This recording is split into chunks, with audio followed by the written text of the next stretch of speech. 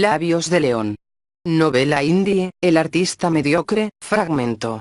Capítulo 17. 3.79. Más y más saludos y rostros se amontonaban en el pasillo del primer piso, en bolitas sus pocos y contaditos alumnos esperándole, desesperadísimos, quizá. Las llaves de este salón, ¿de qué color? Requete amable Luis, me ayudó con la mochila.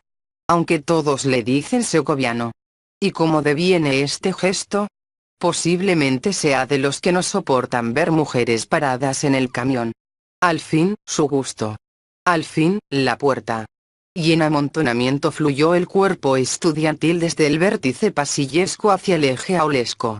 El principio de Dale es una analogía. Agonistas, antagonistas. Rosa prendió la luz y él agradeció. Él, acaso como un propulsor. La poesía hacia quien educa es infinitesimal. El renovador del sistema y la forma de autoenseñanza. ¿Y eso qué? No soy a quien el Apocalipsis describe.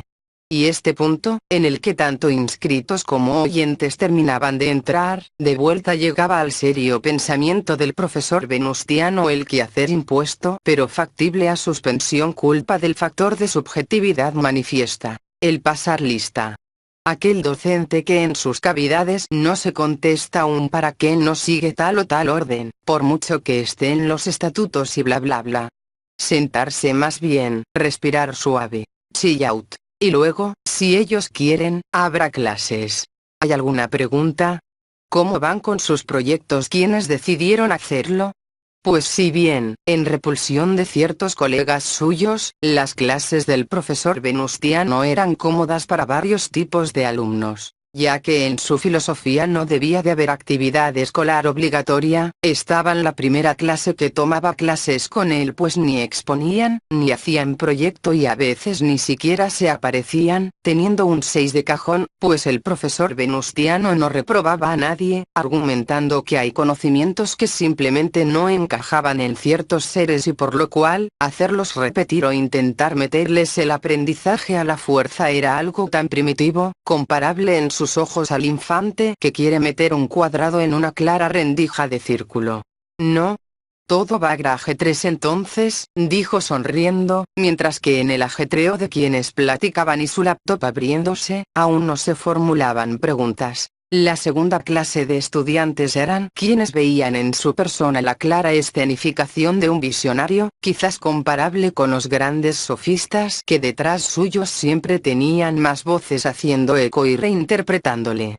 Pues en su recinto clase tenían cabida quienes discernían sus propias habilidades académicas y gustaban, por ejemplo, de exponer, encontrando ahí espacio para soltar lo que tenían que decir, migajas institucionales de lo que fue alguna vez el Café Plombier. O bien, en la investigación, encontrando en su ser un gran impulsor de nuevas ideas, pues cabe mencionar aquí que precisamente a él y a los estudiantes que lo hicieron posible con sus santas científicas ganas se debía la nueva experiencia educativa creación de propuestas contemporáneas en el campo de la investigación actual abierta por petición apenas el año pasado. O cómo sesgar a los opinólogos que de todo y hacia todo tenían algo que infligir, muy al disgusto de que clases como esta solo duraran 1 hora, máximo 2, dependiendo de qué semestre fuera. Y Dinora, verbigracia, decidió en Santo Grial, sacar del cajón una preguntita que acosada la tenía.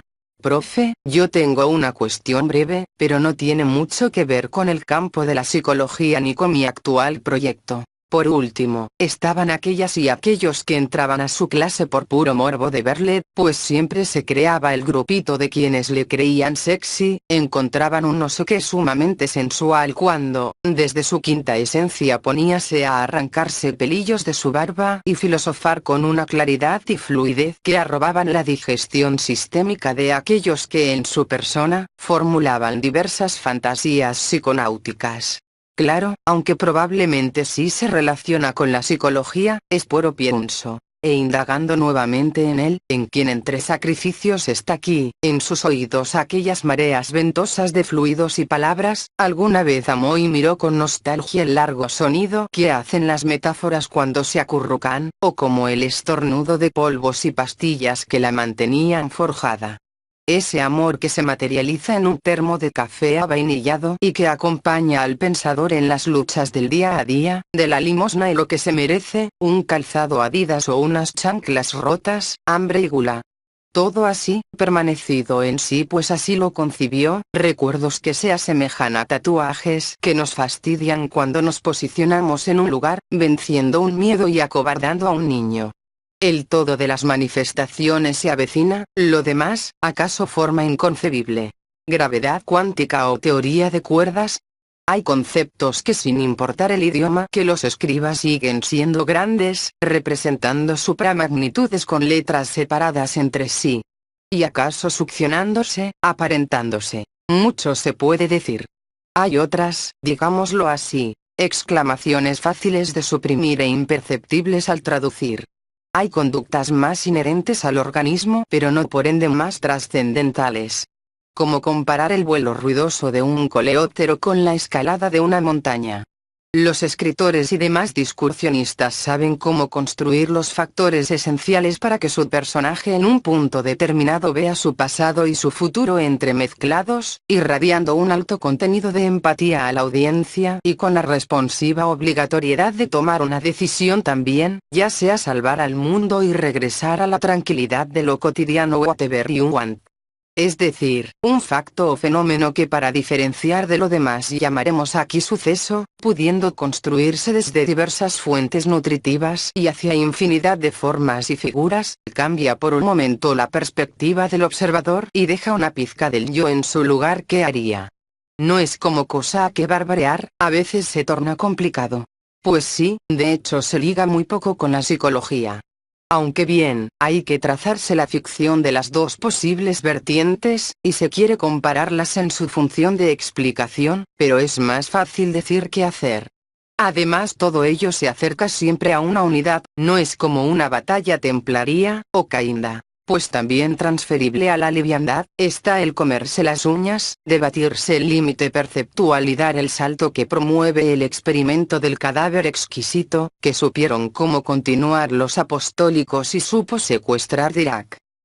Yo podría decir tantas cosas, inventar tantas palabras pero si no hay un segundo allí, un oyente o cual cosa esgrime tus ideas, ¿qué sería de Dinora? Aceptó la respuesta y opinó, en luego, que la filosofía del quantum debería replantearse a partir de la gravedad, o viceversa.